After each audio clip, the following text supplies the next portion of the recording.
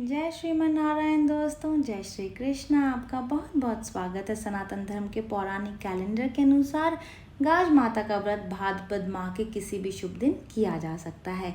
गाज व्रत के दिन गाज माता का व्रत रखकर उनकी पूजा की जाती है। व्रत किए जाने का जो उद्देश्य है वो पुत्र एवं अकूत धन दौलत प्राप्त करना होता है। गाज का जो अर्थ है वो वज्र, बिजली, फेन, झाग, कांच की चूड़ी भी होता है। इस वीडियो के माध्यम से आज आप इस एक महत्वपूर्ण व्रत के बारे में जानने वाले हैं, तो इस वीडियो के अंत तक जरूर से बने रहें। आज आप इस वीडियो के माध्यम से ये भी जानेंगे कि गाज माता का व्रत क्या है, इसे कब मनाया जाता है, गाज माता का डोरा कहाँ से लेना होता है, गरज का धागा कब बांधना है और खोलने का सही तरीका क्या है, खोलते समय क्या बोलना है और गाज को खोल करके उसे कहाँ रखना चाहिए, इसकी पूजा विधि क्या होती है, इससे हमें क्या क्या फायदे मिलते हैं, इसमें कौन सी कथा का पाठ किया जाता है, इससे समस्त जुड़ी हुई जो जानकारी है वो आज आप इस वीडियो के माध्यम से जानेंगे। इस व्रत को भाद्रपद माह में किया जाता है। वैसे तो ये किसी भी तिथि को किया जा सकता है, जिस भी दिन आपको लगे कि ये शुभ है आप इस व्रत को कर सकते हैं। आप भाद्रपद माह के किसी भी शुभ दिन को देख करके अपनी सुविधा के अनुसार इस व्रत को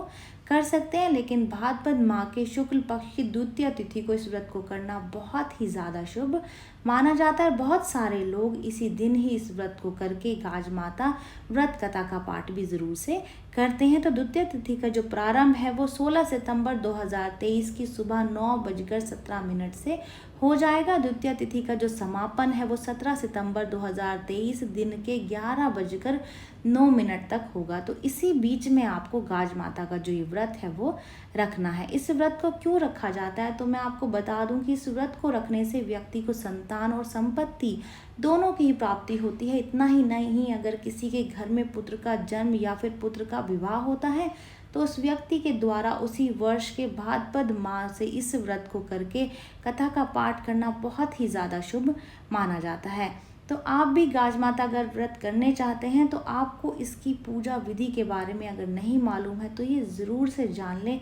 सबसे पहले इसकी पूजा विधि के बारे में पूरी जानकारी प्राप्त कर लें, क्योंकि जब तक आप पूरे विधि विधान से इस व्रत को पूरा नहीं करेंगे तब तक आपको इस व्रत का पूरा फल भी नहीं मिलेगा। क्योंकि ज़्यादातर लोग इसे अपने घर में पुत्र जन्म या फिर पुत्र विवाह के बाद भाद्रपद माह में करते हैं, इसीलिए इसे पूरे विधि विधान से करना बहुत ज़्यादा आवश्यक है। सबसे पहले आप भाद्रपद माह के किसी शुभ दिन का चयन कर लें जिस दिन आपको ये व्रत करना है। आप चाहें तो शुक्ल पक्ष की द्वितीय तिथि को ही इस व्रत को कर सकते हैं। इस दिन आपको सुबह सूर्य उदय से पहले उठ जाना है, स्नान करके स्वच्छ साफ वस्त्र धारण कर लेने हैं। इसके बाद घर की महिला, ध्यान रहे कि वही महिला जो कि घर की सबसे बड़ी बूढ़ी हो या फिर जिसका पुत्र हो, वही महिला अपने हाथों से घर की दीवार पर गाज माता का चित्र बनाए। गाज का चित्र बनाने के लिए आपको दीवार पर भील और भीलनी और उनके साथ एक बच्चा बनाना ज़रूरी होता है। ध्यान रहे कि भील और भीलनी के सर में टोकरी बनाना ना भूलें। आप चाहे तो गाज का निर्माण मिट्टी से भी कर सकते हैं। मिट्टी से गाज का निर्माण करने के बाद आप उसमें जौ लगा सकते हैं। इतना करने के बाद में आपको 7 अलग अलग जगह से 4 पूरी और हलवे का भोग लगाना है। पूरी और हलवे के साथ आप उसमें 1 रुपये का सिक्का और कपड़ा भी ज़रूर से लगा दे। गाज माता की गाज आप किसी भी ब्राह्मणी से ले सकते हैं, इसको डोरा भी कहा जाता है, या फिर जो भी कोई गाज बांध रही हो वो भी आपको ये डोरा आपको दे सकती है। अगर आप ऐसा नहीं कर सकते तो आप खुद भी कच्चे सूत के 3 धागे लेकर के अपने हाथ की कलाई में कहानी सुनते समय आप इसको बांध सकते हैं, या फिर आप हाथ की चूड़ी में बांध सकते हैं, गले के मंगलसूत्र या फिर चेन में भी आप अपनी सहूलियत के हिसाब से इसको बांध सकते हैं। पूजा के समय गाज माता को भोग लगाने के बाद में गाज को खोला जाता है, यानी कि जो डोरा आपने बांधा हुआ है उसको खोला जाता है और घर की सुख समृद्धि, शांति, समृद्धि की कामना की जाती है और उसको खोल करके पूजा की थाली में रख लेना है। फिर खोली गई गाज को भी भोग लगा दें, बिल्कुल वैसे ही जैसे आपने गाज माता को भोग लगाया है। उसके बाद में गाज को किसी कागज या फिर कपड़े में बांध करके या लपेट करके गोबर में या फिर मिट्टी में आपको दबा देना है। अगर आप ऐसा नहीं कर सकते हैं तो घर के ही किसी गमले की मिट्टी में आप इसको दबा सकते हैं, लेकिन इस बात का ध्यान रखें कि गाज पर किसी का भी पैर नहीं पड़ना चाहिए, ये अशुभ माना जाता है। इतना करने के बाद में आपको एक कलश लेना है जिसमें कि पवित्र जल हो। उस कलश में आपको एक सतिया जरूर से बनाना है। इतना करने के बाद में आपको अपने हाथों से गेहूं के कुछ दाने रखने हैं। इसके बाद में आपको गाज माता व्रत कथा का पाठ करना है।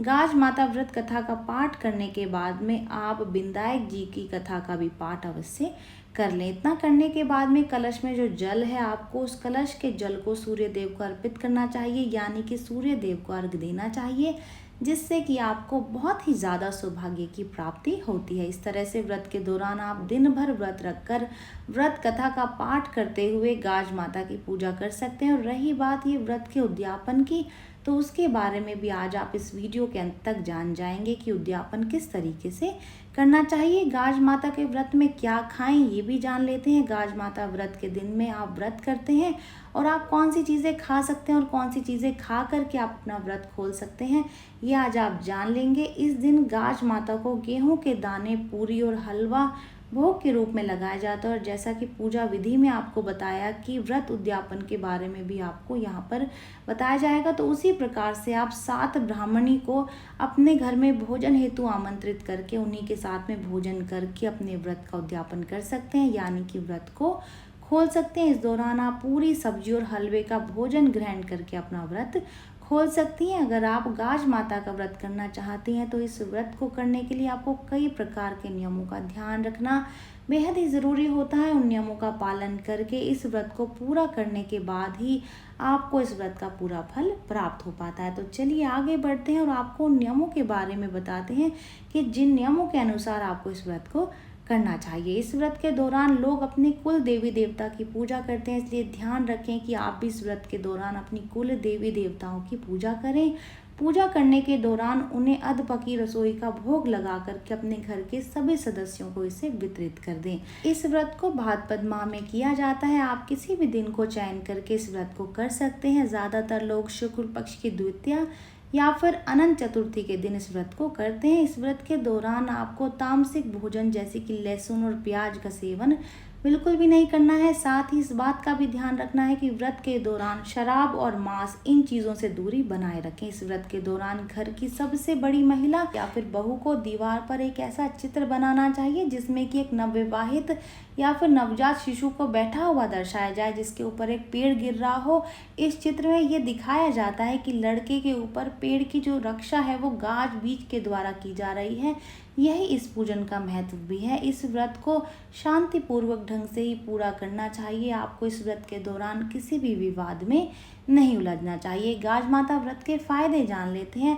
गाज माता का व्रत करने से मनुष्य को कौन कौन से फायदे होते हैं। गाज माता का व्रत गाज माता को समर्पित होता है, जिनकी पूजा करने से, यानी कि इस व्रत को करके कथा का पाठ करने से हमें उनकी विशेष कृपा प्राप्त होती है। गाज माता की कृपा से व्यक्ति को संतान, धन और संपत्ति की सुख प्राप्ति होती है। तो अगर आपको भी इन तीनों प्रकार से किसी भी प्रकार के सुख की कमी है तो आपको विशेष तौर पर गाज माता व्रत करके कथा का पाठ करना चाहिए, जो कि आपको हमारे चैनल पे ये व्रत कथा आपको सुनने को मिल जाएगी। आप वहाँ से ये कथा को सुन सकते हैं और अपना जो व्रत है वो पूरा कर सकते हैं, ताकि आपके ऊपर भी गाज माता की कृपा बने रहे और आपको भी वो सब सुख मिल सके। इतना ही नहीं, अगर आपके घर में किसी पुत्र ने जन्म लिया है या फिर आपके पुत्र का विवाह हुआ है तो तब भी आपको इस व्रत को करना चाहिए।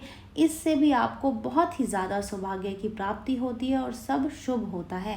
गाज माता व्रत का उद्यापन कैसे करना है ये भी जान लेते हैं। अगर आपके घर में पुत्र का जन्म हुआ है या फिर आपके घर में बेटे का विवाह हुआ, तो ऐसे शुभ अवसर में आपको उस वर्ष के भाद्रपद माह में इस व्रत को करना होता है। इस व्रत का विधि विधान से उद्यापन भी करना होता है। तो व्रत शुरू करने के बारे में तो आज आपको बता दिया है, तो चलिए व्रत उद्यापन विधि के बारे में भी जान लेते हैं। वैसे तो जिस प्रकार से आप इस व्रत को शुरू करते हैं उसी प्रकार से आप इस व्रत का उद्यापन भी कर सकते हैं, लेकिन अंत में आपको कुछ दान दक्षिणा भी करनी होती है, जिससे कि आप सफलतापूर्वक इस व्रत का उद्यापन कर सकेंगे। इसके लिए सबसे पहले आपको पूजा के दौरान ही बनाए गए गाज के चित्र या फिर मिट्टी से बनाए गए गाज के सामने ही 7 अलग अलग जगह में 4-4 पूरियाँ, थोड़ा सा हलवा या फिर सीरा भोग के रूप में लगाना है। और इस बार भी आपको भोग में 1 रुपये का सिक्का और कपड़ा अर्पित ज़रूर से करना है। इसके बाद में आपको फिर से एक जल का कलश लेना है जिसमें आपको सतिये का निर्माण करना है। उसके बाद में अपने हाथों से गेहूं के 7 दानों को लेकर के व्रत कथा का पाठ करना है। व्रत कथा का पाठ करने के बाद में विनायक जी की कथा का पाठ भी ज़रूर से करना है। इसके बाद में आपको व्रत उद्यापन की मुख्य प्रक्रिया करनी है। आपने गाज माता को 7 जगह में जो भोग लगाए हैं आपको उन सभी को एक चुनरी में अर्पित करना है। चुनरी लाल या फिर गुलाबी रंग की होनी चाहिए। साथ ही साथ आपको दक्षिणा को भी उसी चुनरी में डाल देना है, जिसके बाद में आपको अपनी सासू माँ के पैरों को स्पर्श करके उन्हें ये सारी चीज़ें दान में देनी है। अगर आपकी सासू माँ नहीं है तो आप किसी बड़े को भी इसको दान दे सकते हैं, या फिर जिस ब्राह्मणी को आपने खाने के लिए आमंत्रित किया है आप ये उनको भी दे सकती हैं। इसके बाद में आपको कलश के जल को सूर्य देव को अर्पित करना है। इसके बाद आपको 7 ब्राह्मणी को अपने घर भोजन हेतु आमंत्रित करना और उनके साथ बैठकर ही आपको भोजन ग्रहण करना है। इस प्रकार से आपको अपने व्रत का उद्यापन करना है। तो ये है गाज माता के व्रत की संपूर्ण जानकारी। अगर आप भी इस व्रत के बारे में जानकर इसे करने के बारे में सोच रहे हैं तो आपको बता दें कि जब तक आप इस व्रत के दौरान गाज माता व्रत कथा को पाठ नहीं करते या सुनते नहीं हैं तब तक आपको इस व्रत का पूरा फल कभी भी प्राप्त नहीं होता। इसलिए ज़रूरी है कि आप विधि विधान से व्रत की पूजा करते हुए इस व्रत कथा को ज़रूर से सुन लें, तो आप भी इस कथा को सुनकर के आसानी से इस व्रत को पूरा कर सकते हैं। बहुत समय पहले की बात है, एक सुंदर सा राज्य था जिसमें एक राजा और एक रानी राज्य किया करते थे। उन्हें किसी भी प्रकार की कोई भी समस्या नहीं थी, वो पूर्ण रूप से संपन्न थे। उनका राज्य भी बहुत ही खुशहाल था। बस उन्हें एक ही चीज़ का बहुत ज़्यादा दुख था कि राजा और रानी दोनों ही निसंतान थे। उन्हें अभी तक किसी भी पुत्र या फिर पुत्री की प्राप्ति नहीं हुई थी। बस इसी बात को लेकर वो हमेशा चिंता में रहते थे और सोचते थे कि काश हमें भी एक संतान की प्राप्ति हो जाए। राजा की जो रानी थी वो गाज माता की बहुत बड़ी भक्त थी। वो हमेशा उनकी पूजा किया करती थी।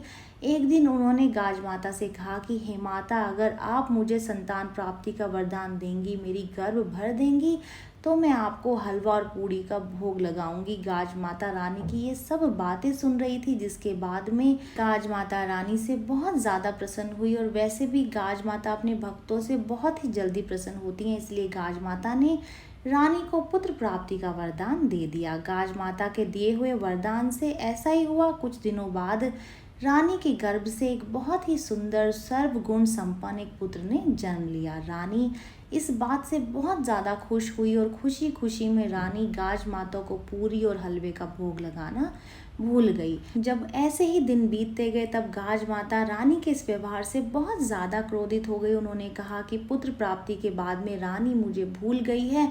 एक दिन की बात है, जब रानी का पुत्र बहुत ही आराम से अपने पालने में सो रहा था, तभी बादल से एक जोर की गर्जना की आवाज़ हुई और वहाँ से एक बदली आई और वो रानी के पुत्र को पालने सहित ही हवा में उड़ा करके ले गई। उस बदली ने रानी के पुत्र को एक घने जंगल में छोड़ दिया। रानी का पुत्र घने जंगल में पालने में पड़ा ही हुआ था कि अचानक ही वहीं से पास से एक भील और भीलनी गुजर रहे थे। तभी भील और भीलनी की जो नज़र है उस पालने पर पड़े हुए बच्चे पर पड़ गई। उन्होंने देखा कि इतनी घने जंगल में ये बच्चा यहाँ अकेला पड़ा हुआ है, क्योंकि भील और भीलनी दोनों ही निसंतान थे, उनका कोई भी पुत्र या पुत्री नहीं था। इसलिए वो इसको देख करके बहुत ज़्यादा प्रसन्न हुए और उन्होंने रानी के पुत्र को अपने साथ ले जाने का फैसला किया और वो दोनों रानी के पुत्र को अपने साथ ही अपने घर ले गए। इधर राजा और रानी के महल में शोर मच गया कि रानी के पुत्र को गाज माता अपने साथ उठा करके कहीं ले गई है। तभी राजमहल में एक धोबी प्रवेश करता है।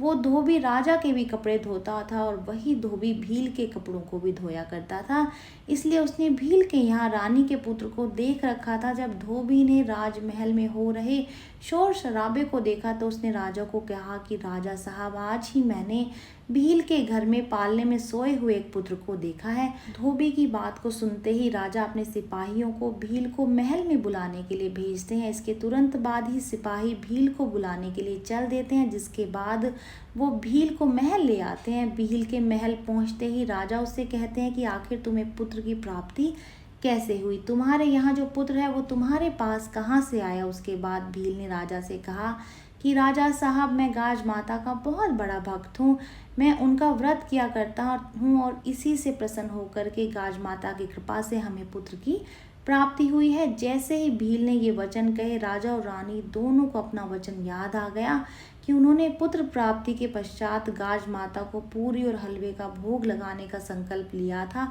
जिसे कि उन्होंने अभी तक पूरा नहीं किया। इसके बाद में रानी को यह एहसास हो गया कि मैंने अपना संकल्प पूरा नहीं किया, इसलिए गाज माता हमसे नाराज हो गई हैं और हमसे हमारा बेटा छीन लिया है। उसके बाद में रानी गाज माता से प्रार्थना करते हुए कहती हैं कि हे गाज माता, हम पर कृपा करें, मुझे माफ़ कर दीजिए, मैंने मेरा संकल्प पूरा नहीं किया, कृपा करके मुझे मेरा पुत्र लौटा दीजिए। मैंने पहले जितने पूरी और हलवे भोग लगाने का वादा किया था, अब मैं आपको दुगना पूरी और हलवे का भोग लगाऊंगी और पूरी विधि विधान से आपका व्रत करूंगी। रानी ने ऐसा ही किया। पूरे विधि विधान से रानी ने गाज माता की पूजा की और व्रत किया, जिसके बाद गाज माता रानी से बहुत ज़्यादा प्रसन्न हो गई। गाज माता ने रानी को उनके पुत्र को लौटा दिया। इतना ही नहीं, गाज माता की कृपा से भील और भीलनी के घर में भी एक सुंदर पुत्र ने जन्म लिया। इतना होने के बाद में राजा ने अपने पूरे राज्य में ये ढिंढोरा पिटवा दिया कि अगर आपके घर में पुत्र का जन्म होता है या फिर आपके पुत्र का विवाह होता है तो आपको भी उस वर्ष के भाद्रपद माह के दौरान गाज माता का व्रत करके व्रत कथा का पाठ अवश्य करना है। तो दोस्तों, ये थी गाज माता की व्रत कथा। जिस प्रकार से कथा में गाज माता की कृपा से राजा और रानी को पुत्र की प्राप्ति हुई और साथ ही साथ भील और भीलनी को पुत्र के साथ साथ धन संपत्ति की प्राप्ति हुई, इस प्रकार अगर कोई व्यक्ति पूरे श्रद्धा से इस व्रत को करता है और इस कथा का पाठ करता है तो उससे भी गाज माता बहुत ही ज़्यादा प्रसन्न होती हैं, उससे भी संतान और संपत्ति के सुख की प्राप्ति होती है, उस व्यक्ति का सब कुछ कुशल मंगल रहता है। अगर आप भी चाहते हैं कि आपके ऊपर गाज माता की कृपा बनी रहे तो व्रत के दौरान इस कथा को ज़रूर से सुन लें या फिर पढ़ लें। ये जानकारी यहीं तक ही। उम्मीद है दी गई जानकारी आपके काम आएगी और आप इसका लाभ उठाएंगे। जो लोग वीडियो देख रहे हैं, वीडियो को लाइक कर दीजिए, चैनल को सब्सक्राइब कर दें, नोटिफिकेशन बेल को दबाना बिल्कुल भी ना भूलें, क्योंकि यहाँ पर इस तरीके की महत्वपूर्ण जानकारियाँ मिलती रहती हैं। तो चलिए मिलते हैं नई वीडियो में नई जानकारी के साथ। जय श्रीमन नारायण दोस्तों, जय श्री कृष्ण।